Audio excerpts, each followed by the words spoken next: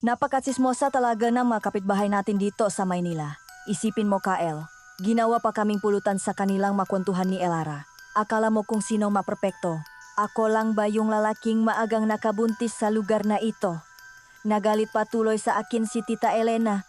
Bakit niyo pa kasi nagawa ang bagay na iyan, Marco? Alam mo namang pareho pa kayong nag-aral, hindi ba? Talagang gagawin kayong sentro ngang usapan ng machismosa dito sa atin. Ano pa bang magagawa ko, Kael? Nandiyan na Hindi ko rin naman ginusto ito. Sadyang nadala lang kami ng sitwasyon.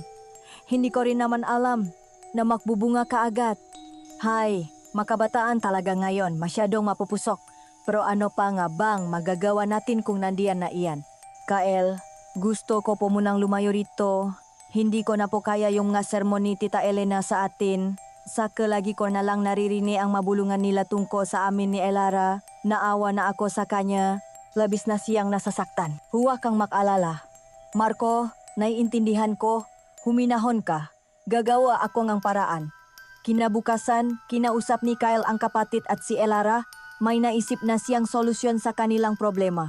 Pupunta tayo sa Samar, sa Isla Verde. Doon sa probinsya ni Tioberto, doon, makakaiwas kayo sa mga mapanghusgang mata ng mga tao rito. Kailangan ni Elara nga payapaan ng isip para sa sanggol sa sinapupunan niya. Mayos siyang nakpaalam kay Tita Elena at kahit may pag-alinlangan, pumayak na rin ito sa huli. Marahil ay naisip niyang ito ang pinakamabuting paraan upang matigil na ang masismis. Agad na nag-book si Kael ng tiket nila para makauwi ng probinsya. Isang bagong kabanata ang kanilang haharapin. Lingit sa kanilang kaalaman na ang pag-iwas nila sa problema sa Maynila ay simula pa lamang ng isang mas malaki at mas madilim na bangungot na nag-abang sa kanila sa islang iyon. Hating gabi na nang makasakay sila sa bus patungong Samar at ang hangin sa loop ay medyo malamig, dala nga aircon at ang kaba sa kanilang madibdib. Makahalong pananabik at takot ang kanilang nararamdaman, isang pagtakas mula sa isang problema patungo sa isang lugar na hindi nila kabisado. Si Elara ay nakasandal sa balikat ni Marco, habang si Kaelaman ay nakatingin sa labas ngang bintana. Pinakmamasdan ang mailaw ngang siyudad na unti-anting lumiliit at naglalaho sa kanilang likuran. Pasensya ka na ulit, Kael.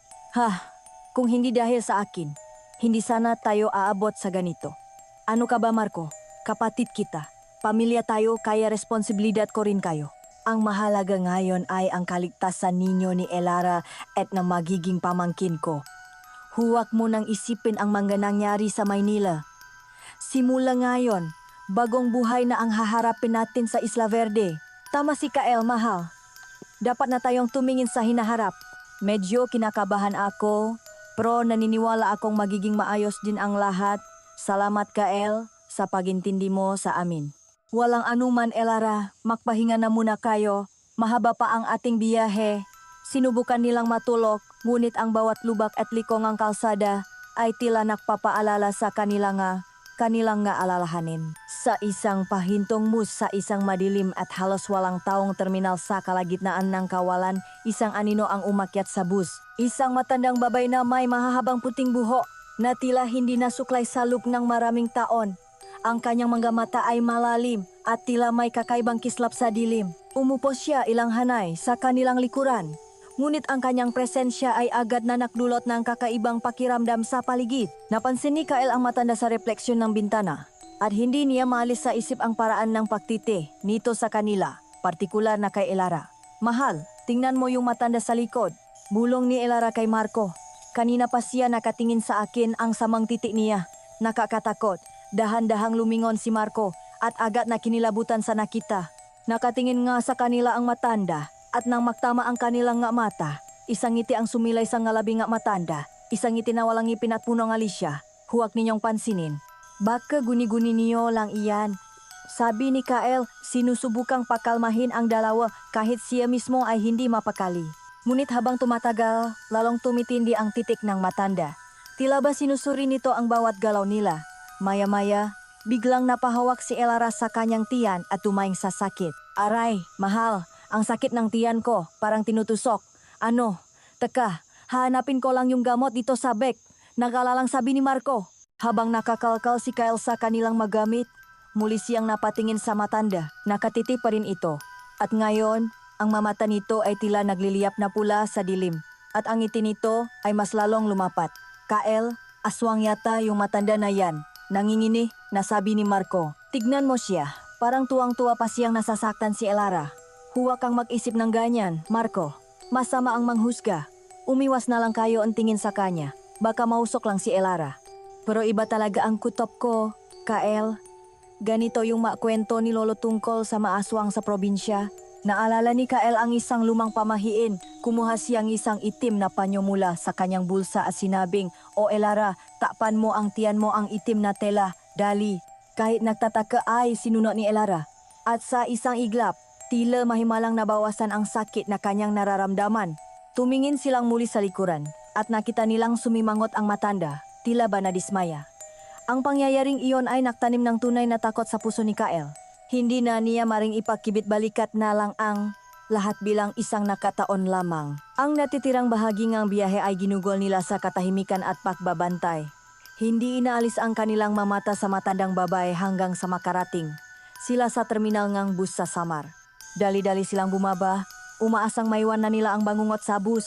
Sumakay sila ng tricycle patungo sa bungat ng baryo kung saan nakatira si Tio Berto. Madilim na ang daan at tanging liwanag lamang mula sa buwan ang nagsisilbing gabay nila. Nasimula silang maklaka sa isang makitit na landas na napapaligiran ng matataas na puno. Ang katahimikan ng gabi ay binabasak lamang ng tunog ng kuliglig at ng kanilang sariling mabibigat na pahinga. Kael, parang may sumusunod sa atin. Nanginginig na sabi ni Marco. Oo nga, may naririnig akong ngayabag. Lumingon sila at sa kanilang matinding takot, nakita nila ang figura ng matandang babae mula sa bus. Dahan-dahang naglalakat, sinusundan sila sa dilim. Bilisan natin ang paglakad. Huwag kayo mapahalata na takot kayo. Utos ni Kael habang hinihila niya sina Marco at Elara. Paano kung aswang talaga siya, Kael? Paano kung sinusundan niya tayo para kunin ang anak namin? Tulad ng sinabi ko, masamang makbintang Marco. Baka taga rito rin siya kaya parehas tayo ng dadaanan. Pero iba talaga ang kutop ko, Kael Halos patakbo na ang kanilang ginawa. Ang kanilang nga puso ay kumakabok ng malakas sa kanilang nga dibdib. Nang sa wakas ay lakasan nila ang kanilang loop na lumingon muli. Wala na ang matanda. Naglaho ito na parang bula. Walang iniwang bakas o tunok. Oh, sabi ko sa inyo taga rito lang din siguro yun. Baka lumiko na sa ibang daan o nakarating na sa bahay niya. Sabi ni Kael, kahit ang kanyang boses ay nanginginig din. Pero sa lup-lup niya, alam niyang hindi normal ang pagkawalan nito. Ang insidenteng iyon ay nag-iwan ng isang malamig na takot sa kanilang mapuso. Isang babala ng mapanganib na naghihintay sa kanila sa tila payapang isla ng Isla Verde. Malapit na tayo. Kaunting lakat na lang. Pag-asure ni Kael, habang patuloy silang naglalakad patungo sa ilaw na natatanaw nila sa di kalayuan, ang bahay ng kanilang Tio Berto. Habang ang takot ay hindi pa rin humuhupa sa kanilang mga dibdib dahil sa misteryosong pagkawala ng matanda, ipinagpatuloy nila ang kanilang paglalakat ng may mas iba yung pag-iingat. Bawat kaluskos ng magadahon at bawat anino mula sa magapuno ay nakdudulot ng panibagong kaba. Si Kael ang nangunguna, sinusubukang maging matatak para sa dalawa, ngunit hindi niya may kakaila ang sariling takot. Sa kanilang pagliko sa isang kurba ng daan, bigla siyang may nabangga na isang babaeng tumatakbo mula sa makasalungat na direksyon at sa lakas ng pagkakabangga ay pareho silang natumba sa lupa. Uy, aray. Miss, pasensya na. Hindi kita nakita. Sorry talaga. Mabilis na tumayo si Kael at inalok ang kanyang kamay upang tulungan ang babae. Hindi, okay lang. Kasalanan ko rin naman, masyado akong mabilis tumakbo. Nang itayo ng babae ang kanyang muha, tila huminto ang pag-ikot ng mundo para kay Kael. Sa ilalim ng malamlam na sina ng buwan, nasilayan niya ang pinakamagandang muha na nakita niya sa buong buhay niya. Mahaba at alon-alon ang itim nitong buhok. Ang kanyang nga mata ay tila mabitoy na kumikinang sa dilim at ang kanyang balat ay napakaputi na tila nagliliwanag. Bakit ka ba tumatakbo nga ganito sa gitna ng gabi? Tanong ni Kael. Hindi maalis ang pahanga sa kanyang mata. May aso kasing humahabol sa akin Malaki at itim, nakakatakot. Sagot nito habang humihingal pa. Aso, saan? Tanong naman ni Marco na may padududa dahil wala naman silang narinig na anumang kahol. Wala na. Siguro tumakbo na palayo nang makita kayo. Teka, bago lang kayo rito kakarating lang namin galing Maynila. Ako nga pala si Kael at ito naman ang kapatid ko si Marco at ang nobya niya si Elara. Napatingin ang dalaga kay Elara At isang kakaibang ngiti ang sumilay sa kanyang mga labi. Sakto sa buwan ang pagdating ninyo. Ano iyon?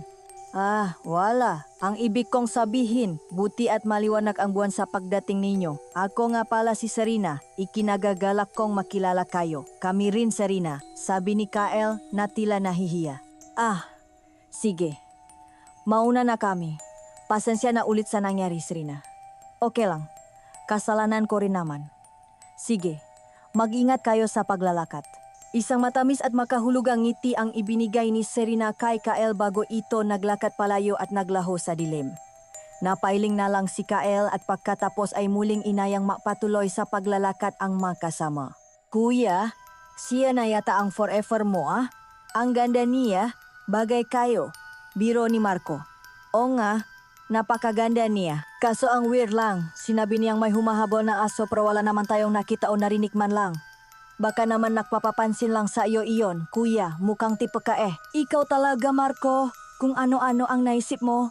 Oh, ayan na, iyon na ang bahay ni Tio Berto. Sa wakas, natatanaw na nila ang isang simpleng bahay na gawa sa kahoy. Mailaw na namumula sa loop na tila isang mainit na pagbati sa gitna ng malamig na gabi. Tao po, Tio Berto, tao po. Kumatok si Kael sa pinto. Ilang sandali pa ay bumukas ito at isang lalaking nasa katanghalian ang edad, na may malakas na pangangatawan at seryosong mukha, ang sumalubong sa kanila. Kael, Marco, anong ginagawa niyo rito? Biglaan naman yata ang pagdating niyo. At gabing-gabi na, wala man lang kayong pasabi. Tio Berto, pasensya na po kung naabala namin kayo. Mahabang kwento po. Pumasok muna kayo at sa loob na natin iyan pag-usapan. Halina't makapa muna kayo. Salamat po, Tio. Mano po, kawaan kayo ng Diyos. Oh, halina pasok. Pumasok sila sa lupgahay. Simple lang ito ngunit malinis at mayos. Dumiretso sila sa kusina matapos ilapak ang kanilang magamit. May nakahandang pagkain sa mesa at kahit busok pa sila sa biyahe, hindi nila matanggihan ang alok ng kanilang tiyuhin. Habang kumakain, ikinuwento ni Kael ang lahat. Ang pagbubuntis ni Elara, ang galit ni Tita Elena, ang sismis ng kapitbahay at ang kanilang desisyon na lumayo muna. Si Tio Berto ay tahimik na nakinig, hindi nakpakita ng anumang paghuhusga. Nang matapos si Kael, tumingin siya kay Elara ng may pag-alala. Ilang buwan na ba iyan, iha? 3 buwan na po, Tio. O siya, sige, dito na muna kayo hanggat kailan niyo gusto. Walang problema sa akin. Hindi ko kayo maring talikuran. Ipinagbilin kayo sa akin ng nanay ninyo bago siya pumanaw. Salamat po talaga, Tio Berto. Napakabuti niyo po. Walang anuman iyon. Ngunit dapat malaman ng magulang ni Elara na isinama ninyo siya rito. Opo, Tio, kakausapin po namin sila sa tamang panahon. Sa ngayon po, kailangan muna naming lumayo sa gulo. Matapos ang seryosong usapan, sinubukan ni Marco na pagaanin ang pakiramdam. Pero Tio, iba po talaga yung kutok ko doon sa mata ng babae na nakasabay namin sa bus kanina. Matandang babae. Opo Tio, may nakita po kaming matandang babae na masama ang tingin kay Elara. At pagkatapos ay sumunod pa sa amin dito sa baryo. Siguro po taga rito lang din iyon, pero kung walang kakaiba sa kanya, bakit biglang sumakit ang tiyan ni Elara nang titigan niya ito? Nakataon lang siguro iyon, Marco, saka nawala na rin naman siya. Sabi ni Kael kahit na may duda rin sa kanyang isipan. Ang seryosong mukha ni Tio Berto ay bumalik. Tumingin siya sa kanilang tatlo. Mag-ingat kayo sa mataong nakakasalamuhan ninyo dito sa isla. Maraming mapagpanggap sa paligid. Ang makwento ay hindi lamang basta kwento. Tama si Marco na mag-ingat, lalo na't may dala-dala kang buhay sa iyong sinapupunan, Elara. Ang masalitang iyon ay nag-iwan ng bigat sa hangin. Para ibahin ang usapan, muling nagsalita si Marco. Siya nga pala, Tio, itong si Kuya, mukhang nakita na niya ang magiging asawa niya rito. Ikaw talaga, Marco? Toto naman, Kuya eh. May nakabangga po kasi siyang isang napakagandang babae kanina, Tio, si Serena. Sobrang ganda talaga, magandang dalaga. Bihira lang ako makakita niyan dito sa baryo. Saan banda ba ninyo nakita? Ah, bago po makapasok sa eskinita na papunta rito, Tio. Bago lang din siguro siya dito. O baka galing din sa Maynila. Ang madalaga na kilala ko rito ay bilang lang sa daliri. Ang nakikita ko lang kasi dito ay may maedad na at magababaeng may asawa na. Kung ganun parehas lang pala kami. Sabi ni Kael na may ngiti. Oh, kilalanin mo na kuya. Kung makikita pa kami ulit, bakit naman hindi? Ang pag-usap nila tungkol kay Serena ay tila nagbigay ng kaunting liwanag sa madilim na gabi, ngunit sa likod ng isipan ni Kael, ang misteryo ngang magandang dalaga ay kasing lalim ng misteryo ngang matandang babaeng sumunod sa kanila. Hindi niya alam na ang dalawang misteryong iyon ay isa lamang, isang pain na dahan-dahan siyang hinihila patungo sa isang mapanganib na patibong. Kinabukasan, magang nagising si Kael sa tunong ng gatandang. Ang sikat ng araw na tumatagos sa siwang ng bintana ay nagbibigay ng pakiramdam ng pag-asa at bagong simula. Paglabas niya ng kwarto, naamoy niya ang bango ng kapeng barako at sinaing. Nadatnan niya si Tio Berto sa kusina na naghahanda ng kanilang almusal. Tio, kami na po sana ang nag-asikaso niyan. Okay lang Kael, sanay na akong mag-isa rito. Halika, tulungan mo na lang akong magpakain ng alaga kong hayop sa likod bahay habang hinihintay nating may gising ang dalawa. Sumunod si Kyle sa kanyang tiyuhin palabas. May ilang kulungan ng manok at baboy sa likuran ng bahay. Ngunit ang unang napansin ni Kyle ay ang hindi pangkaraniwang dami ng bawang na nakasabit sa bawat sulok sa mga bintana at maging sa pintuan ng makulungan. Tio, bakit po ang daming bawang dito? Proteksyon iyan. Proteksyon po. Saan po? Sa mga mananakaw. Hindi, Kyle. Proteksyon iyan laban sa mga aswang. Ang ngiti sa labi ni Kael ay biglang naglaho at napalitan ng seryosong ekspresyon. Aswang. Totoo ba talaga ang maiyon, Tio? O Kael. At seryoso ako sa sinasabi ko. Yung matandang babae na sinasabi ninyong sumusunod sa inyo kagabi, malaki ang posibilidad na isa siyang aswang. Hindi ko lang agad sinabi kagabi dahil ayokong biglain at takutin kayo, lalo na si Elara. Pero kailangan ninyong malaman ang katotohanan. May maaswang dito sa baryo. At ang amoy ng isang buntis ay parang isang imbitasyon para sa kanila. Kailangan nating doblehin ang pag-ingat. Posible po bang umatake sila rito sa bahay? O Kael, kaya kailangan nating maging handa. Tumingin sa paligid si Kael at ang tila payapang probinsya ay biglang nagkaroon ng madilim na aura. Ito, nakikita mo itong hawa ko. Ipinakita ni Tio Berto ang isang latigo na gawa sa itim at tuyot na balat. May matulis na dulo. Buntot ito kang pagi. Ito ang pinakamabisa naming sandatalaban sa kanila. Lahat ng aswang ay takot dito. Anggara, ano pong meron sa buntot ng pagi, Tio? Bakit po ito kinatatakutan nila? May lason ang dulo nito na kapag tumama sa balat ng aswang, mabilis itong kumakalat sa kanilang katawan. Pwedeng ikamatay nila ito o magdulot ng matinding sakit na magpapahina sa kanila. Mamaya, bibigyan kita ng isa. Ilagay mo sa loop ng kwarto mo para may panlaban ka. Sige po, Tio. Pero sa tingin niyo po ba, nasundan po talaga kaming aswang kagabi? Malakas ang pang-amoy ng maiyan, Kael, kaya malaki ang posibilidad. Pero huwag kang mag-alala. Ligtas kayo sa loop ng pamamahay ko. Napatigil sila sa pag-usap nang may marinig silang isang malambing na boses na tumatawag mula sa harapan ng bahay. Tao po, agad na nagpaalam si Kael upang tingnan kung sino ito at halos manlaki ang kanyang mata nang makita niya si Serena na nakatayo sa labas ng kanilang bakot.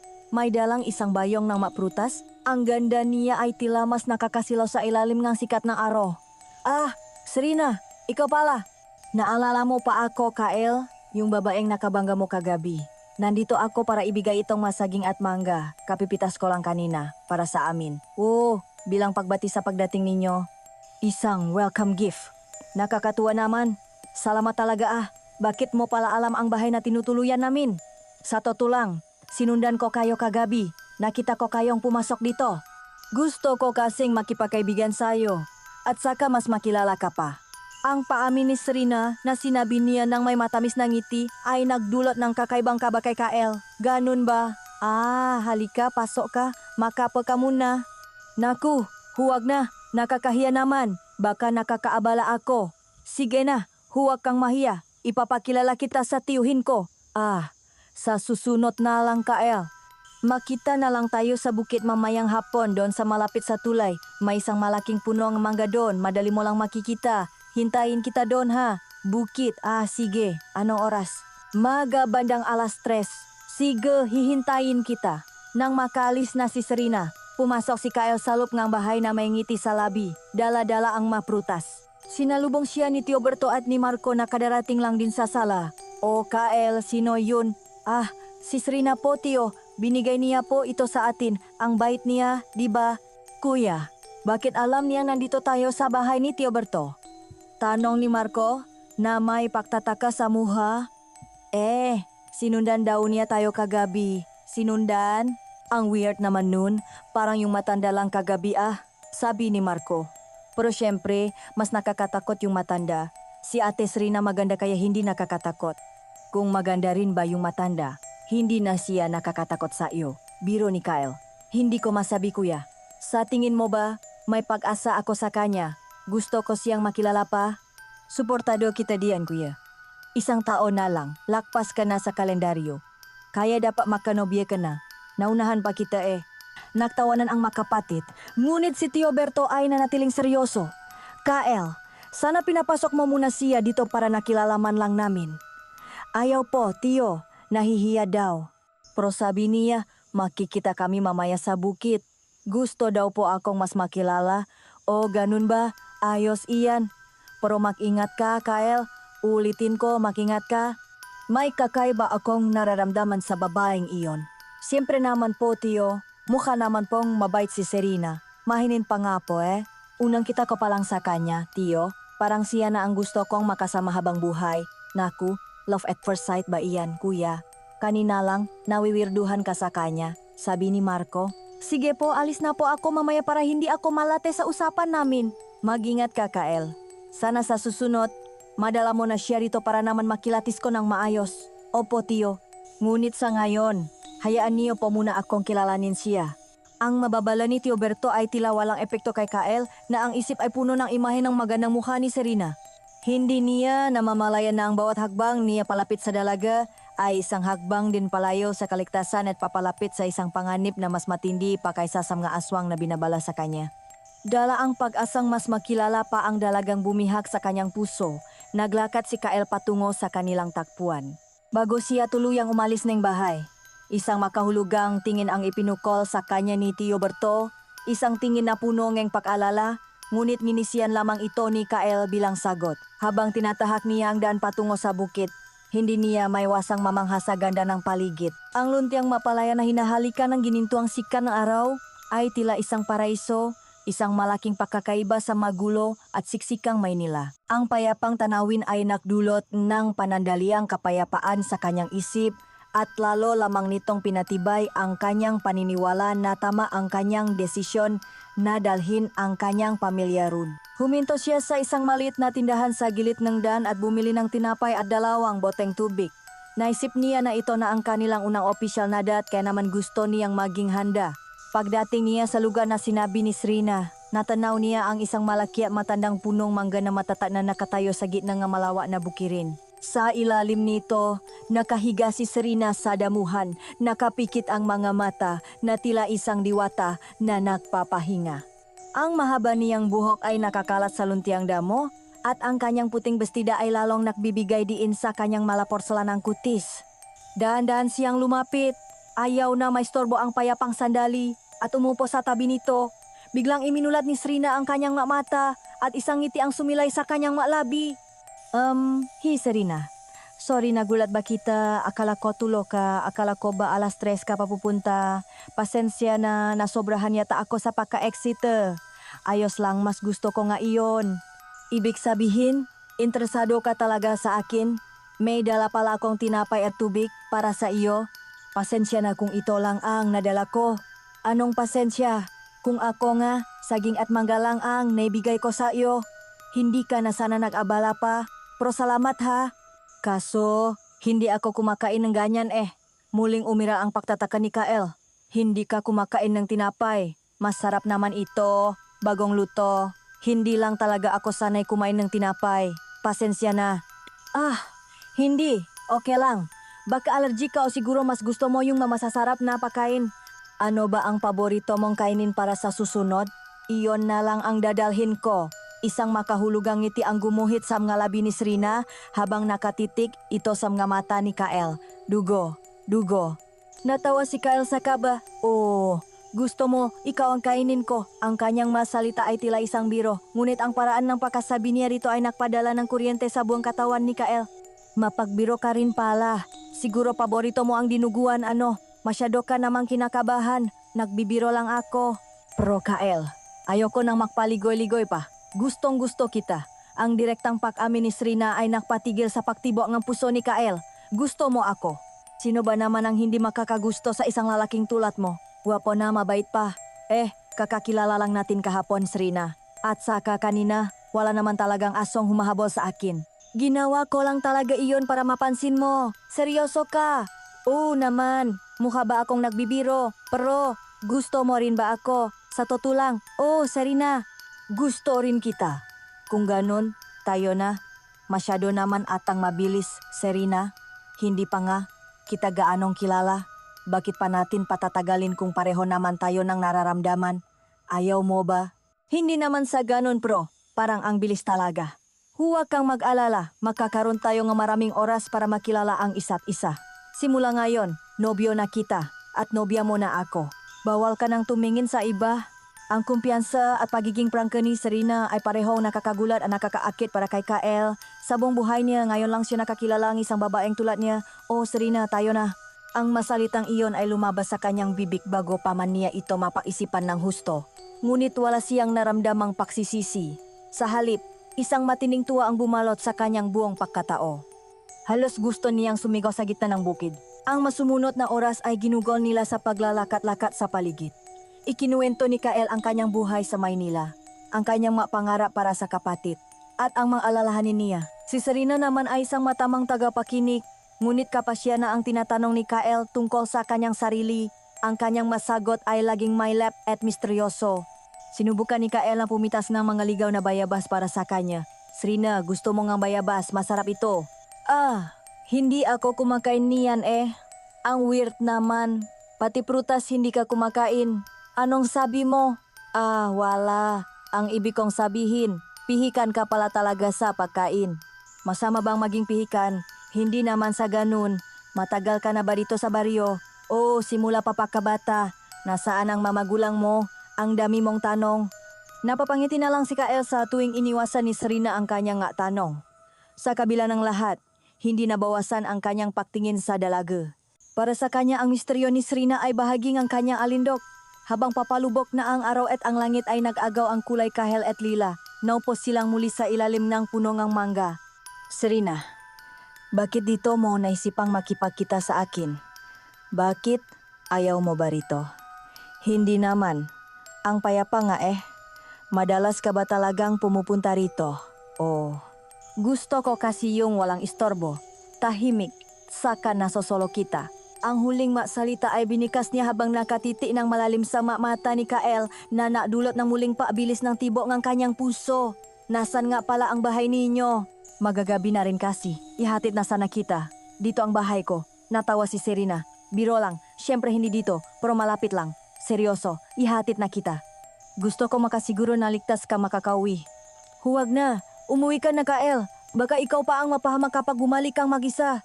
Ang mangyayari niyan, walang katapusang hatiran. Umuwi ka na lang sa akin kapag kabisado mo na ang buong lugar. Ang kanyang pagtanggi ay may diin at naramdaman ni Kael na hindi na dapat siya mamilit pa. Sige, kung iyan ang gusto mo. Maingat ka, Serena. Bukas ulit, sabi ni Kael. Naglakad na si Kael palayo. Ang kanyang puso ay punong kaligayahan. Pakiramdam niya ay nasa alapaap siya. Hindi niya namamalayan na habang siya ay papalayo.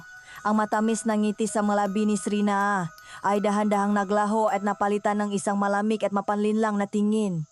Habang ang papalubo na araw ay lumilihang ang isang mahabang anino sa kanyang likuran. Isang anino na tila may malalaking pakpak. Ang matamis na paalam ni Serena ay nagiwan kay Kael na. Isang ngiti sa labi, ngunit habang siya ay naglalakad palayo, isang tinig sa kanyang isipan ang bumubulong. Ang pagtangging ng dalaga na magpahatid ay naktanim ng isang bining ang pag-alala sa kanyang puso. Paano kung may mangaring masama sa kanya sa daan? Paano kung totoo ang sinabi niyang may asong humahabol sa kanya? Dalang ang buksong ang damdamin at tangpak na nais na maging isang tagapagtanggol. Hindi niya napigilang huminto at lumingon. Mula sa di kalayuan, natanaw niya ang anino ni Serena na naglalakad. Hindi pabalik sa direksyon ng baryo, kundi papasok sa isang mas makitid at masukal na landas. Ang kuryosidad ay nanaik sa kanya. Dahan-dahan at walang ingay, sinundan niya ito. Ang landas na tinataha ni Serena ay hindi pamilyar. Ang mga puno ay mas matataas at mas malalago na halos tapan na ang natitirang liwanag mula sa papalubok na araw. Ang hangin ay tila mas malamig at ang matuno ng gubat ay mas malinaw. Maya-maya, huminto si Serena sa harap ng isang maliit na bahay. O mas tamang sabihin, isang sira-sirang kubo na tila anumang oras ay babagsak na. Ang madingin nito ay gawa sa pinagtakpi-takping yero at kahoy na bulok, may mabutas ang bubong at walang bakas ng kuryente. Isang kandila lamang ang nagbibigay nga andap-andap na liwanag mula sa loob. Nagtago si Kael sa likod ng isang puno. Nagtataka kung bakit sa ganitong lugar nakatira ang isang babaeng tulad ni Serena. Dahan-dahan siyang lumapit ngunit bago pa man siya tuluyang makalapit sa bintana, isang boses ang biglang nagsalita mula sa kanyang likuran, isang boses na nagpatindig ng lahat ng balahibo sa kanyang katawan. Bakit mo ako sinusundan, Kael? Halos mapatalon sa gulat si Kael. Paglingon niya, si Serena ay nakatayo doon. Ang kanyang muha ay walang emosyon sa dilim. Patawad, Serena. Gusto ko lang naman makasiguro na ligtas kang nakauwi. Nag-alala lang ako sa iyo. Yan lang ba talaga ang dahilan mo? Oo naman. Ito pala ang bahay ninyo. Nasaan ang mga magulang mo, ang mga kapatid mo? Gusto ko sana silang makilala. Ang kulit mo rin ano. Halika sa loob, ipapakilala kita sa pamilya ko. Ang paanyaya ni Serena ay hindi niya inaasahan. Pumasok si Kael sa loob ng kubo at agad siyang sinalubong ng isang kakaibang amoy, isang pinahalong amoy ng lupa, nabubulok na kahoy at isang bagay na metaliko tulad ng dugo. Ang sahig ay lupa lamang, may mga pirasong kahoy na nakatambak sa isang sulok. Sa gitna ng isang malit na mesa, nakita niya ang isang malaking mangkok na punong hilaw at madugong karne. Lo, ano yan? Anong laman ngang mangkok na iyan? Karneng kambing. Kararating lang kanina. Bakit? Gusto mong humingi? Ah, naku, hindi ako kumakain ng karneng kambing eh. May magatanong ka pa ba? Nasaan ang pamilya mo? Dito ka lang. Nasa loob silang silid, tatawagin ko lang. Ilang sandali pa, lumabas mula sa isang madilim na silid ang tatlong babae na kasing edad lang din ni Serena. Ngunit doon natatapos ang kanilang pagkakatulad. Kung si Serena ay may angking kagandahan, ang tatlo niyang kapatid ay may mamukhang walang buhay. Ang kanilang mga mata ay malalamig at walang kislap. Mahahaba ang kanilang buhok.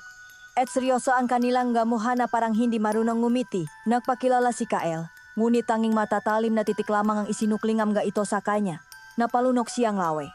Serena, parang hindi ata ako gusto nga kapatid mo. Ganyan lang talaga sila tumingin, pero mababait ang mayan. Kinikilala ka lang kasi, ngayon lang ako nagdala ng lalaki dito sa bahay eh. Ganun ba? Pero nasaan ang mga magulang ninyo? Alam mo, ang dami mong tanong. Mabuti pa umuwi ka na dahil sigurado akong hinahanap ka ng kampamilya mo. Ang pagtataboy sa kanya ay biglaan at malamig. Oo nga pala. Sige, uwi na ako. Pasensya na kung sinundan kita. Okay lang, mag-ingat ka, lalo na mamaya. Pagkauwi ni Kael, nadatnan niyang nahahapunan na ang kanyang pamilya. Tahimik siyang sumalo sa kanila. Ang kanyang isip ay gulong-gulo. Ang imahe ng kubo, nahilaw na karne, at ang mga kapatid ni Serena ay hindi maalis sa kanyang isipan. Pagkatapos kumain, pumasok na siya sa kanyang silid upang magpahinga. Kalaliman ng gabi nang magising siya sa isang kaluskos sa labas ng bahay. Akala niya ay dagalang ito, ngunit sinundan ito ng isang malakas na pagaspas, tila pagaspas ng malalaking pakpak sa kanilang bubungan. Kinabahan siya at naalala niya ang babala ng kanyang tiyuhin. Dahan-dahan siyang lumabas ang kwarto at nadatnan niya si Tio Berto sa sala. Nakatayo at tila may pinakikinggan. Hawak-hawak ang buntot ng pagi. Sabi ko na nga ba't dadalawin tayo ang aswang eh. Hindi ako nakakamali.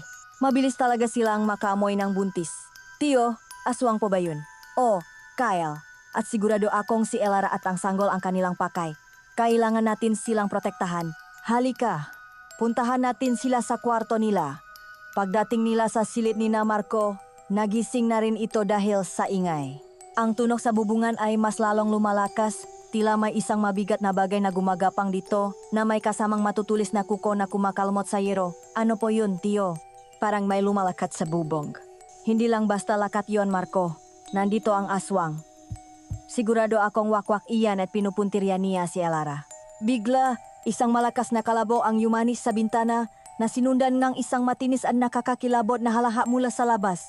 Diyos ko, totoo nga ang maaswang. Niyakap ni Marco si Elara na umiyak na sa takot.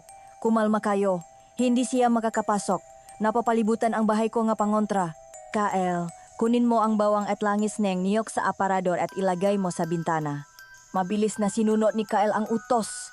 Ang kalmo sa bintana ay mas lalong tumindi at sa isang siwang ay nasilayan nila ang isang pares ng nagliliyap na pulang mata na sumisilip sa loop. Ang gabi na iyon ay simula pa lamang ng kanilang bangungot. Ang halimaw sa labas ay nag-iwan ng isang malinaw na mensahe, babalik sila. At sa puso ni Kael, isang mas nakakatakot na tanong ang nagsimulang mabuo. Ang babaeng kanyang minamahal, may kinalaman kaya siya sa halimaw na dumadalaw sa kanila sa dilim? Ang umaga pagkatapos ng pag-atake ay nag-iwan ng isang mabigat at nakakabinging katahimikan sa loop ng bahay ni Teoberto. Ang lahat ay puyat at balisa. Ang bawat isa ay abala sa kanilang iniisip, ngunit isa lamang ang nasa isipan ng lahat, ang halimaw na dumalaw sa kanila kagabi. Si Elara ay nanginginig pa rin sa takot, habang si Marco ay hindi humihiwalay sa kanyang tabi. Si Teoberto naman ay tahimik na nag-ayos ng manasirang bahagi ng bintana. Ang kanyang mukha ay seryoso at ang kanyang magalalaw ay may bigat. Si Kael sa kabilang dako ay gulong-gulo. Sa isang sulok, pinipilit niyang ikonekta ang mga pangyayari. Ang magandang si Serena, ang kanyang kakaibang pamilya, ang sira-sirang kubo, at ang nakakatakot na wakwak. Pilit niyang kinukumbinsi ang sarili na ang lahat ay isang malaking nakataon lamang. Kuya, hindi kaya konektado si Serena sa nangyari kagabi. Bulong ni Marco, na tila nabasa ang nasa isip ng kapatid. Imposible, Marco. Nakita mo naman siya. Napakabait niya. Huwag tayong mabintang ng walang sapat na ebidensya. Ang pagtatanggol ni Kael ay tila mas para sa kanyang sarili kaysa sa kanyang kapatid. Sa gitna ng kanilang pag-usap, isang pamilyar na boses ang narinig nila mula sa labas. Kael, ayos lang ba kayo? Si Serena, nakatayo sa labas ng kanilang tarangkahan. Ang kanyang mukha ay puno ng pag-alala. Narinig ko ang masigawan at kalabok kagabi mula sa aming bahay. Nag-alala ako sa inyo. Ang kanyang pagdating sa pagkakataong iyon ay tila isang sagot sa mga panalangin ni Kael. Ito na ang patunay na mali ang kanyang mga hinala. Mabilis niyang pinuntahan ang dalaga. Serena, anong ginagawa mo rito? Pumasok ka muna. Nag-alala lang ako, Kael. Ano ba ang nangyari? May umaligid na aswang sa bahay kagabi. Pero huwag kang mag-alala. Ligtas kami. Halika, pumasok ka. Huwag ka nang mahiya. Pinilit ni Kael na pumasok si Serena. Nais niyang ipakita sa kanyang pamilya na ang babaeng ito ay hindi isang halimaw, kundi isang naaalalang kaibigan. Papasok ni Serena sa loob ng bahay. Ang tensyon ay tila mas lalong bumigat. Agad siyang nilapitan ni Teoberto. Ang kanyang mata ay matalim na nakatiti sa dalaga. Si Marco naman ay umakbay kay Elara na tila pinoprotektahan ito. Ngunit si Serena ay umarte na parang walang napapansin. Ngumiti siya ng matamis at lumapit kay Elara. Kumusta ka na? Narinig ko ang nangyari. Natakot ka siguro ng husto. Ingatan mo sana ang sarili mo at ang dinadala mo. Ang salita niya ay malambing. Ngunit habang nagsasalita siya, ang kanyang mata ay bumaba sa umbot na tiyan ni Elara. At sa isang saglit, isang kislap ng matinding pakagutom ang dumaan sa kanyang mata. Napakasarap siguro ang pakiramdam na maging isang ina. Bulong niya na may kasamang isang buntong hininga na tila puno ng pagnanasa. Ang simpleng pangungusap na iyon para kay Teoberto ay isang pag-amin. Bigla siyang humakbang pasulong at sa isang mabilis na kilos ay kinuha niya ang buntot ng pagi na nakasabit sa dingding. Layuan mo ang pamangkin ko, aswang. Ang kanyang boses ay mababa ngunit puno ng autoridad na nagpatigil sa lahat. Nagulat si Kael. Tiyo, ano bang pinagsasabi niyo? Bakit niyo siya ginaganyan? Si Serena ay biglang napayak. Ang kanyang balikat ay nanginginig habang nagtatago siya sa likuran ni Kael. Kael, natatakot ako. Hindi ko alam ang sinasabi niya. Huwag kang umarte na parang inosente ka. Amoy na amoy ko ang baho mo, ang baho ng halimaw na sumusugot sa amin gabi-gabi. Iba ang kutop ko sa iyo mula pa noong una. At kanina, kitang-kita ko ang paraan ng pagtitik mo sa tiyan ng asawa ni Marco na para bang isa siyang pakain. Ito, itinaas ni Teoberto ang latigo. Kung tunay kang tao, hindi ka matatakot dito. Lumapit ka at patunayan mo mali ako. Tiyo, tama na po. Wala kayong karapatan na saktan siya. Sigaw ni Kael, hinarangan niya si Serena mula sa kanyang tiyuhin. Wala kayong ebidensya. Puro kayo hinala. Dahil lang hindi niyo siya kilala, huhusgahan niyo na siya agad. Hindi ganyan ang itinuro ninyo sa amin. Ang masalita ni Kael ay tumama kay Teoberto. Ngunit ang kanyang paniniwala ay hindi natinag. Maniwala ka sa akin, Kael. Nilililang ka lang ng babaeng iyan. Nakita mo naman ayaw niyang lumapit. Ang galing niyang umarte. Kael, umalis na lang ako. Ayaw kong maging dahilan ng pag-away ninyo, sabi ni Serena sa gitna ng kanyang ngahigbi. At sa isang mabilis na pakilos, tumakbo siya palabas ng bahay. Tila isang biktima na hindi makayanan ang pang-api. Serena, sandali. Akmang habulin siya ni Kael, ngunit pinigilan siya ng kanyang tiyuhin. Hayaan mo siyang umalis. Huwag kang magpapadala sa mga luhang isang demonyo. Bitiwan niyo ako, tiyo. Sobra na kayo. Hindi ko akalain na ganito kayo. Pinaya ninyo siya, pinaya ninyo ako. Masyado kang nabulak sa kagandahan niya, Kael. Isang araw kapag huli na ang lahat, maalala mo ang araw na ito at pagsisisihan mo na hindi ka nakinig sa akin. Ang huling masalita ni Tioberto ay nagiwan ng sakit sa puso ni Kael. Sa galit at pakadismaya, tinanggal niya ang pakakahawak ng kanyang tiyuhin at mabilis na lumabas ng bahay. Hindi pinapansin ang tawag ni Marco. Tumatakbo siyang hinahanap si Serena. Hinahanap ang tanging tao na sa tingin niya ay nakakaintindi sa kanya. Lingit sa kanyang kaalaman na ang bawat hakbang niya palayo sa kanyang pamilya ay isang hakbang papalapit sa isang bitak na maingat na inihanda para sa kanya. Ang bahay ay naiwang muli sa katahimikan. Ngunit ngayon, ang katahimikan ay mas mabigat, dalang lamat na nilihang pagtatalo. Isang lamat na sinamantala ang isang halimaw na nakukubli sa ilalim ng isang magandang mukha. Tumakbo si Kael ng walang tiyak na direksyon. Ang kanyang isip ay sinisisi ang sarili at ang kanyang pamilya. Ang tanging nasa isip niya ay mahanap si Serena, humingi ng tawad at iparamdam dito na hindi ito nag-iisa. Gaya ngang inaasahan, natakpuan niya ito sa kanilang takpuan sa ilalim ng malaking puno ng mangga. Nakaupo ito habang yakap-yakap ang kanyang ngatuhot. Ang kanyang nga balikat ay nanginginig dahil sa pag-iyak. Ang tanawin ay dumurok sa puso ni Kael. Dahan-dahan siyang lumapit. Serena, patawarin mo sana kami. Ako ang humihingi ng tawad sa lahat na nagawa na sabi ng tiyuhin ko sa iyo.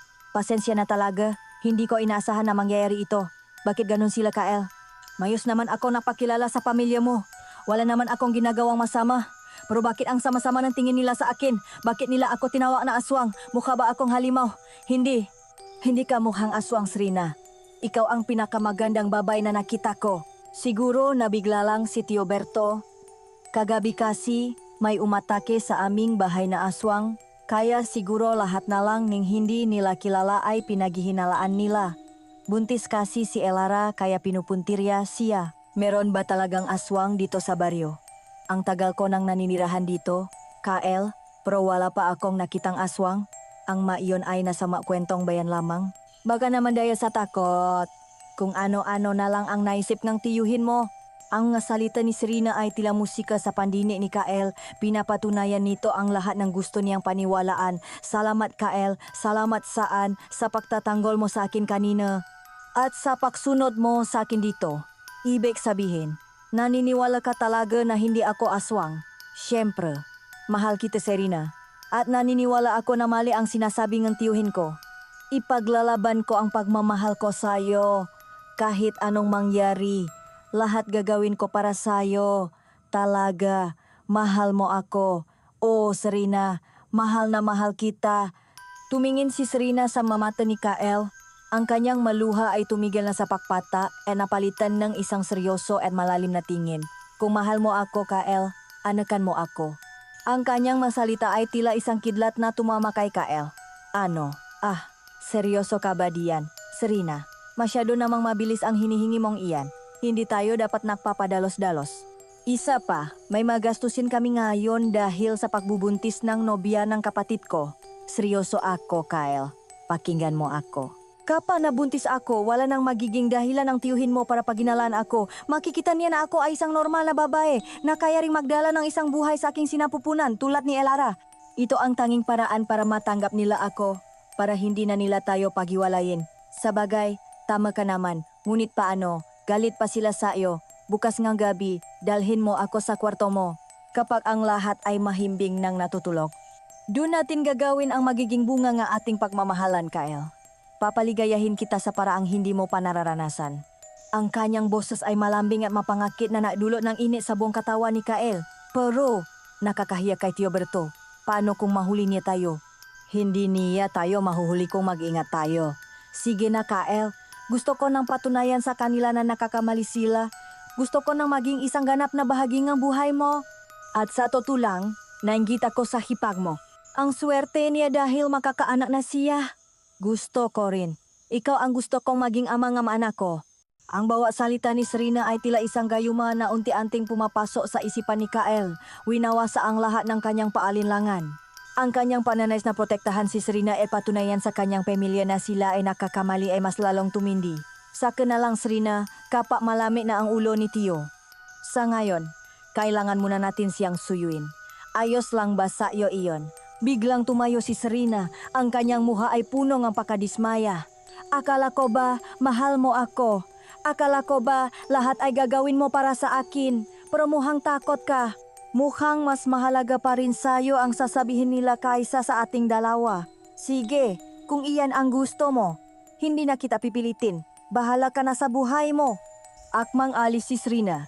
Ngunit mabilis siyang pinigilan ni Kael. Sandali Serena. Patawad. Naaalala lang ako. Pero tama ka. Kailangan kong patunayan ang pagmamahal ko sa iyo. Sige. Gagawin natin ang sinabi mo. Mamayang gabi kapatulog na ang lahat, bubuksan ko ang bintanang kwarto ko. Pumasok ka mula ron. Isang ngiting ang tagumpay ang sumilay sa ngalabi ni Serena. Lumapit siya kay Kael at niyakap ito ng mahigpit. Sinasabi ko na nga ba, mahal mo talaga ako Kael. Hinalikan niya si Kael. Isang halik na puno ang pagnanasa at pangako. Ngunit sa likod ng lahat ng iyon ay isang malamig at mapanlinlang na plano. Pangako, Kael, kapag nangyari na ito, magiging maayos na ang lahat. Makikita din ng tiyuhin mo na mali siya. Maniwala ka sa akin. Naniwala si Kael sa bawat salita. Naniwala siya na ang gagawin nila ay isang sagradong aktong pag-ibig na makayos sa lahat ng gulo. Hindi niya alam na ang gabing iyon ay hindi ang simula ng kanilang mapayapang pagsasama, kundi ang simula ng isang bangungot na sisira sa lahat ng kanyang pinahahalagahan. Habang pabalik siya sa bahay ni Tio Berto, ang kanyang puso ay punong kaba at pananabik. Isang mapanganib na kombinasyon na natula sa kanya na isuko ang lahat. Para sa isang paibig na sa huli, ay siya ring wawasa sa kanya. Ang gabi ay bumaksak ng may dalang bigat at isang hindi may paliwanag na kaba. Si Kael ay nakahiga sa kanyang higaan, ngunit ang kanyang nga mata ay dilat na dilat, nakatitik sa kisame. Ang bawat tunog mula sa labas, ang huninganghin, ang kaluskos nga sanga, ay nagpapabilis ngang tibok ngang kanyang puso. Pinakikinggan niya ang unti-unting pagtahiming ng buong bahay. Isang senyales na ang kanyang makasama ay isa-isa nang naglalakbay sa mundo mapanaginip. Ang kanyang isipan ay isang larangan ng digmaan. Sa isang panik ay ang magababalang ang kanyang Tio Berto, magaimahe nga halimaw na may nagliliyap na pulang mata. Sa kabilang panig naman ay ang muha ni Serena. Ang kanyang nga pangako at ang matinding pananais ni Kael na patunayan na ang paibig niya ay tama. Sa huli, ang pag-ibig o ang akala niyang pag-ibig ang nanaik. Nang maramdaman niyang ang katahimikan ay ganap na, dahan-dahan siyang bumangon. Maingat niyang binuksan ang bintana ng kanyang silid na nagdulot ng isang mahinang langit-ngit na tila isang sigaw sa katahimikan ng gabi. Nahintay siya, ang kanyang puso ay kumakabok sa kanyang lalamunan. Ilang sandali pa, isang anino ang gumuhit sa dilim. Si Serena, na may pambihirang liksi, ay umakyat papasok sa kanyang bintana na halos walang ingay. Ang liwanag ng buwan na tumatama sa kanya ay nagbigay sa kanya ng isang maladiwatang anyo. Idinikit niya ang isang daliri sa ngalabi ni Kael, isang senyas na manahimik. Sabi ko na nga ba at tutuparin mo ang iyong pangako? Bulong niya! Ang kanyang hininga ay mainit at may kakaibang tamis. Ikaw na yata ang pinakamatapang na lalaking nakilala ko, Kael. Ang kanyang masalita ay nagbigay ng lakas sa kumpiyansa ni Kael. Pinalis ang lahat ng natitira niyang pag-alinlangan. Dahan-dahan siyang hinila ni Serena patungo sa higaan. Ang bawat haplos niya ay tila may dalang kuryente. Isang gayuma na unti-unting nagpapalambot sa kanyang makalamnan at nagpapahina sa kanyang kaluban. Wala nang salitang namutawi sa kanilang ngalabi. Tanging ang matunongang, kanilang mapahinga at ang mabibilis. Natibok ngang kanilang mapuso.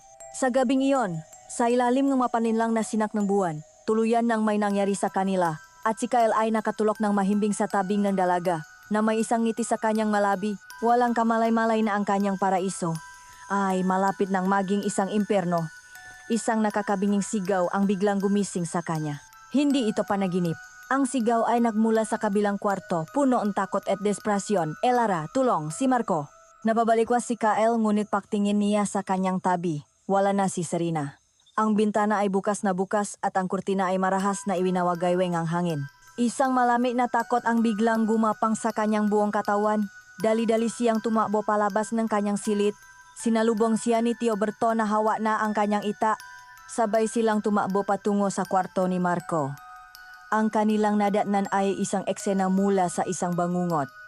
Ang pinto ay wasa, ang magamit ay nakalat, at ang bintana ay basak na basak. Si Marco ay nakahandusay sa sahig, may malalim na sugat sa braso at umiyak habang nakatingin sa labas. Kael, si Elara. Kinuha siya. Agad na dumungaw si Kael sa bintana at ang kanyang mundo ay gumuho sa kanyang nakita. Sa himpapawid, sa ilalim ng kabilugan ng buwan, isang dambuhalang nilalang na may malalaking pakpa na parang paniki ang papalayo. At sa mga kuko nito, walang awang bitbit ang napupumiglas at sumisigaw na si Elara. Nang tamaan ng liwanag ng buwan ang mukha ng halimaw, halos hindi makahinga si Kael. Sa kabilang ang pangin na matutulis, nang matang pulang-pula na parang baga, nang balat na tila katat, nakilala niya ang mukha, ang mata, ang buhok. Si Serena, hindi maaari.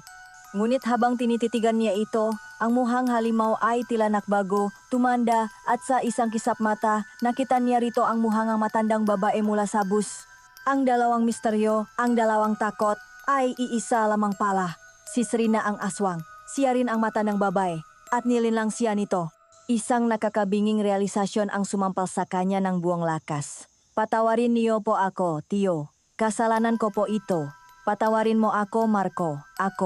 Ako ang nagpapasok sa demonyo dito sa bahay. Bumaksak si Kael sa kanyang ngatuhot. Ang kanyang kaluluwa ay dinudurok ng bigat ng kanyang pagkakasala. Ang kanyang pag-ibig ay isang kasinungalingan. At ang kabayaran nito ay ang buhay ng kanyang hipak at ng kanyang hindi pa naisisilang na pamangkin. Si Tio Berto, kahit na nanginginig sa galit, ay alam na wala ng panahon para sa paninisi. Ang kanyang muka ay kasing itim ng gabi, kabilugan ng buwan ngayon. Kailangan nating mailigtas si Elara bago nila maisagawa ang isang ritual. O Kael, ang matulad ni Elara na nasa ika-4 na buwan ng pagbubuntis ay ginagawang alay ng mawawa. Ang dugo ng sanggol sa kanyang sinapupunan ang magbibigay sa kanilang pambihirang lakas. Kailangan nating kumilos ngayon din kung hindi pareho silang mamamatay. Tumayo si Kael. Ang kanyang pagdadalamhati ay napalitan ng isang naalap na galit. Isang galit na nakatuon hindi lamang kay Serena, kundi pati na rin sa kanyang sarili. Wala na tayong oras para magsisihan. Ang mahalaga ngayon, mailigtas natin si Elara at ang batang dinadala niya. Kael, Marco, kunin ninyo ang panlaban, ang asin, ang bawang at ang buntot ng pagi. Haharapin natin sila. Sa gabing iyon, 3 lalaki ang sumuong sa kadiliman ng gubat. Dala ang kani-kanilang pasanin. Isang kapatid na nais iligtas ang kanyang mag-ina. Isang tiyuhin na nais protektahan ang kanyang pamilya. At isang lalaking nilinlang ng pag-ibig na ngayon ay handang harapin ang kamatayan upang itama ang kanyang karumal-dumal na pagkakamali. Ang utos ni Tio Berto ay tila isang kidlat na gumising sa kanilang mga nanalambot na katawan. Walang sandaling sinayang. Sa ilalim ng andap-andap na ilaw ng para, kumilos sila ng may nakakabinging katahimikan. Ang bawat isa ay alam na ang masusunod na oras ang magdidikta sa kapalaran ni Elara at ng kanyang anak. Si Tio Berto, sa kabilang ng kanyang edad, ay kumikilos ng may kahusayang ang isang bihasang mandirigma. Inilabas niya mula sa isang lumang baul ang masandata, mga bagay na sa unang tingin ay tila maordinaryong gamit sa bukit. Ngunit sa gabing iyon, ang nga ito ang kanilang tanging pag-asa. Inabutan niya si Kael at Marco ng tig-isang matalas na ita na kumikinang sa liwanag. Kasunod nito ay ang malatigo na gawa sa buntot ng pagi. Ang itim na balat nito ay tila uhaw sa dugo ng mahalimaw. At sa huli, masupot na puno ng magaspang na asin na hinaluan ng dinuro na bawang. Huwa niyong iwawala ang maito. Ang bawat butil nga asin na piraso nga bawang ay mas mahalaga pa kaysa sa ginto. At ang latigong iyan ang inyong buhay. Huwag kayong mag-atubiling gamitin ito. Ang boses niya ay mahinahon ngunit punong bigat. Tumango ang makapatit, ang kanilang muha ay maskara ng determinasyon. Ang takot ay naroon pa rin, ngunit natabunan na itong isang mas malakas na damdamin, ang pangangailangang iligtas ang kanilang pamilya, lumabas sila sa gabi.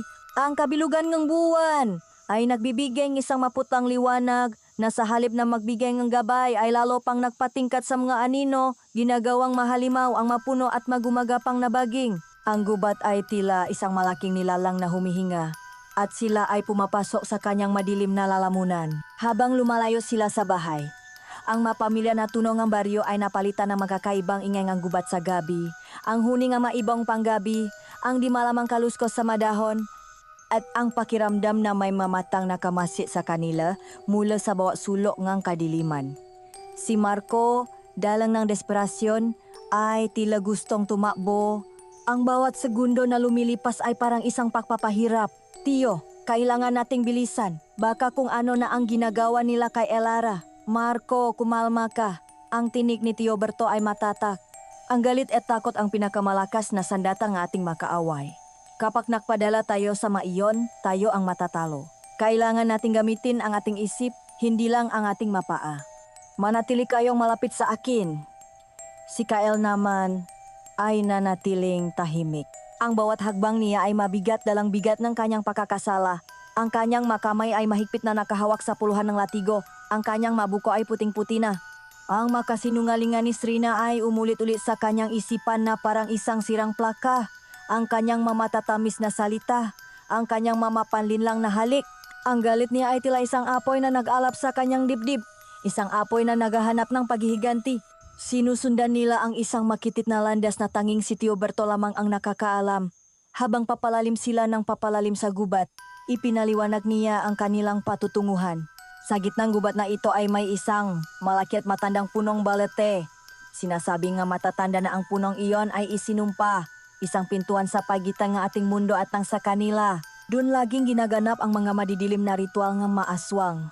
Dahil sa ilalim ng kabilugan ng buwan, ang kapangyarihan ng puno ay nagpapalakas sa kanilang mahika. Nakita ko na ito noon bata pa ako at ipinangako ko sa sarili ko na hindi na ako babalik. Ngunit ngayon, wala tayong pagpipilian. Ang mga salita ni Tio Berto ay nadada ngang isa pang patong ng takot sa kanilang nararamdaman. Makalipas ang halos isang oras na paglalakad, nagsimulang magbago ang paligid. Ang hangin ay mas lalong lumamig at isang kakaibang amoy ng nabubulok na bulaklak at dugo ang nagsimulang humalo sa hangin. Hinto, senyas ni Tio Berto, malapit na tayo. Gumapang sila sa mga huling metro ng kanilang paglalakbay, naktatago sa likod ng malalaking halaman at mga puno. At doon, sa isang malawak na bilog na espasyo sa gitna ng gubat, nakita nila ito, ang puno Enege Balete. Ito ay mas malaki at mas nakakatakot kaysa sa anumang puno na nakita nila. Ang katawan nito ay napakalaki at ang mga ugat nito ay kumakalat sa lupa na parang mga higanteng ahas. Mula sa mga sanga nito ay nakabitin ang makakapal na baging na tila mga buhok ng isang matandang higante. Ngunit hindi ang puno ang nagpatigil sa kanilang pahinga, kundi ang nangyayari sa ilalim nito. Sa gitna ang espasyo, nakatayo ang isang baliktat na krus na gawa sa kawayan at dito nakagapos si Elara. Ang kanyang damit ay punit-punit sa bandang tiyan at ang balat niya ay pinapahiran ng isang maitim na likido ng isa sa mga kapatid ni Srina. Si Elara ay gising, umiyak ng walang tunok. Ang kanyang mata ay punong-purong takot. Sa paligid niya, sumasayaw sa isang kakatuwang ritual ang tatlong kapatid ni Srina. Ang kanilang ngagalaw ay hindi natural, tilam gamanikang sinasapian. At sa pinakagitna nakatayo si Srina, hindi na siya ang magandang dalaga na nakilala ni Kael. Nakasuot siya nga isang itim na balabal. Ang kanyang mahabang buhok ay nakaladlat at tila may sariling buhay. Ang kanyang makuko ay mahahaba at matutulis. Hawak niya sa isang kamay ang isang sirang manika. At sa kabila naman ay isang mangkok na tila puno ng dugo. Habang sila ay nakatago at namamasid, ang mukha ni Srina ay tila nagbago sa ilalim ng liwanag ng buwan. At sa isang sandali ng purong katatakutan, muling nakita ni Kael ang mukhang matandang babae mula sa bus na may isang demonyong ngiti sa mga labi. Si Loya, siya din pala ang matandang babaeng nakasakay natin sa bus. Bulong ni Marco, nanginginig. Nilinlang niya lang ako, Kael.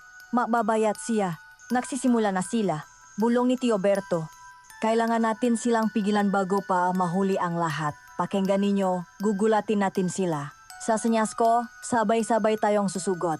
Unahin ninyo ang makapatid niya. Gamitin ninyo ang asin at bawang. Ako ang bahala kay Srina. Biglang bumaling si Kael. Hindi, Tio. Haharapin ko si Srina. Sa akin siya. Ako ang nagpasok sa kanya sa buhay natin. Ako rin ang tatapos sa kanya. Nakita ni Tio Berto ang determination sa mamatang kanyang pamangkin etumango. Sige, pero mag-ingat ka. Mapanganib siya.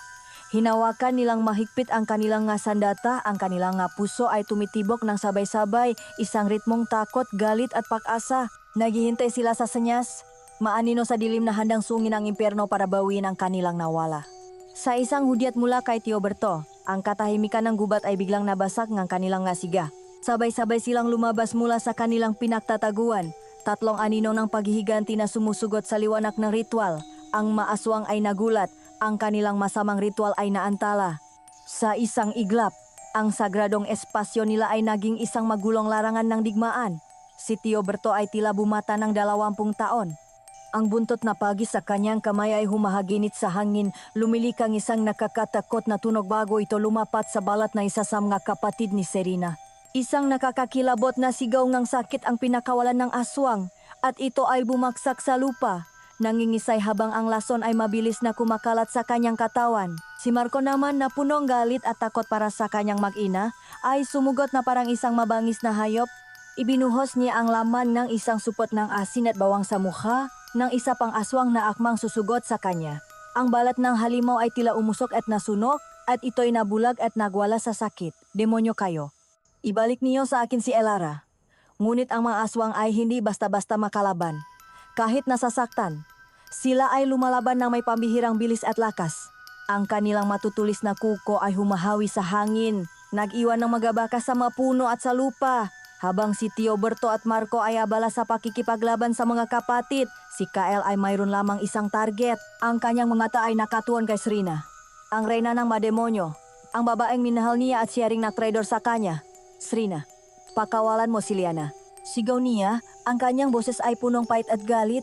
Humarap sa kanya si Serena, isang mapanlait na ngiti ang nasa kanyang lalabi na ngayon ay may mapangil. Akala ko ba nagmamahalan tayo, Kael? Ngunit bakit mo ako sinasaktan? Ang sabi mo, lahat gagawin mo para sa akin. Ginamit lang kita, Kael. Isang hangal na mortal na nabulag sa aking ganda. Kailangan ko ang buntis na iyan para sa aming pagpapalakas. At walang sinuman, lalo na ikaw, ang makakapigil sa amin. Magbabayat ka, Serena. Itinaas ni Kael ang kanyang latigo. Handa nang ipatikim sa halimaw ang bunga ng kanyang pagtataksil. Ngunit bago pa man niya ito may hampas, isang kakaibang bagay ang nangyari. Ang pangit na anyo ni Serena ay dahan-dahang naglaho. Ang mapangil ay nawala. Ang mapulang mata ay bumalik sa pagiging normal. Ang balat na parang katat ay muling naging makinis at maputi. Sa isang iglap, ang nakatayo sa harap niya ay hindi na isang halimaw, kundi ang Serena na kanyang minahal. Ang kanyang nga mata ay punong luha at kalungkutan. Kaya mo ba talaga akong saktan? Mahal ko. Ang kanyang boses ay malambing at puno ng sakit. Isang tinik na minsan ay nagdulot ng kilik sa kanyang puso. Ang sabi mo, ipaglalaban mo ako sa lahat. Ngunit ngayon, ikaw na mismo ang gusto akong patayin. Ang galit sa puso ni Kael ay biglang naglaho, napalitan ng isang matinding pagkalito. Ang latigo sa kanyang kamay ay tila bumigat. Ang babaeng nasa harap niya, na umiyak at nasasaktan, paano niya ito magagawang saktan? Parang hindi siya ang aswang kanina. Kael, huwag kang makinig sa kanya, nililinlang ka lang niya. Sigaw ni Teoberto mula sa di kalayuan. Patayin na mo na siya. Kael, sugurin na mo na. Ngunit ang masigaw nila ay tila nakmumula sa isang malayong lugar. Ang tanging nakikita at naririnig lamang ni Kael ay si Serena. Lumapit ito sa kanya, dahan-dahan. Ang kanyang bawat hakbang ay tila isang sayaw ang pangakit. Hinawakan nito ang kanyang muha, at ang paghaplos nito ay kasing lambot ng dati. Alam kong hindi mo iyan magagawa. Dahil alam kong sa kabila ng lahat, mahal mo pa rin ako. At sa isang mabilis na kilos, hinalikan siya ni Serena. Ang halik na iyon ay hindi katulad ng dati. Ito ay malamig at tila may isang bagay na hinihigop mula sa kanya. Ang kanyang lakas, ang kanyang kaluban, ang kanyang kaluluwa. Ang kanyang buong katawan ay nanigas, hindi siya makagalaw. Tila isang estatwa na bihag ng isang sumpa. Kuya, gumising ka. Isang desperadong sigaw ang nagpabalik sa kanya sa realidad. Nakita ni Marco ang nangyayari. Sa kabilang sariling panganib, pansamantala niyang iniwan ang kanyang kalaban at bumunot ng isa pang supot ng asin. Sa lahat ng kanyang lakas, ibinato niya ito hindi lamang kay Serena, kundi pati na rin sa kanyang kapatid. Ang mabutil nga, asin ay tumama sa kanila na parang manak niningas na baga. Isang nakakabinging sigaw ang pinakawalan ni Serena. Napatalon ito palayo at ang kanyang magandang anyo ay biglang naglaho, bumalik sa pagiging isang galamay laman na halimaw. Ang asin na tumama kay Kael ay tila isang malakas na sampal na gumising sa kanyang diwa. Ang gayuma ay nabasag. Ang kanyang nakita ay hindi na ang babaeng kanyang minahal, kundi ang demonyong muntik nang pumatay sa kanila. Ang kahihiyan at pagsisisi ay bumalik ng may doble-dobleng bigat. Tangina, anong ginawa ko? Hindi dapat ako nagpadala. Patawarin niyo ako. Ngayon na, sigaw ni Tio Berto, sinasamantala ang pagkakataon. Kael Marco, kunin niyo na si Elara. Umalis na tayo. Habang pinipigilan ni Tio Berto ang mga natitirang aswang, mabilis na tumakbo ang makapatid patungo sa krus. Ginamit ni Kael ang kanyang ita upang putulin ang mga lubid na nakagapos kay Elara. Si Elara ay mahinang-mahina na, halos wala ng malay. Binuhat siya ni Marco. Tara na, dali, tumakbo sila, papalayo sa bilog ng liwanag at pabalik sa kadiliman ng gubat. Sa kanilang likuran, isang malakas at nakakayanig na sigaw ngalit ang pinakawalan ni Serena, isang sigaw na nangangako ang paghihiganti. Nagpagawang-gawang silang tumakbo sa masukal na gubat. Ang masanga ay humahampas sa kanilang mamukha, ang kanilang mabaga ay naghahanap ng hangin. Rinig nila sa kanilang likuran ang paggaspas ng mga pakpa at ang mga sigaw ng nga aswang na humahabol sa kanila. Ang kanilang pagtakas ay nagsimula pa lamang, isang desperadong pagtakbo para sa kanilang mabuhay. Ilang gabi ang lumipas pagkatapos ng kanilang desperadong pagtakas. Ang bawat gabi ay isang paghihintay, isang paghahanda para sa hindi maiwasang pagbabalik ng mga halimaw. Ang bahay ni Tio Berto ay naging isang kuta. Ang bawat bintana at pinto ay pinatibay at pinalibutan ng mas maraming bawang at asin. Ngunit alam nilang lahat na ang maito ay hindi sapat para pigilan ang naalap na galit ni Serena. Sa wakas, ang gabi ngang paghihiganti ay dumating. Ang katahimikan ay binasak ng sabay-sabay na pagaspas ng mapakpa. Ang buong bahay ay yumanik sa lakas ng pag-atake na 3 aswang. Sila ang makapatid ni Serena. Bumali upang ipaghiganti ang kanilang nabigong ritual. Ako ang lalabas. Haharapin ko sila.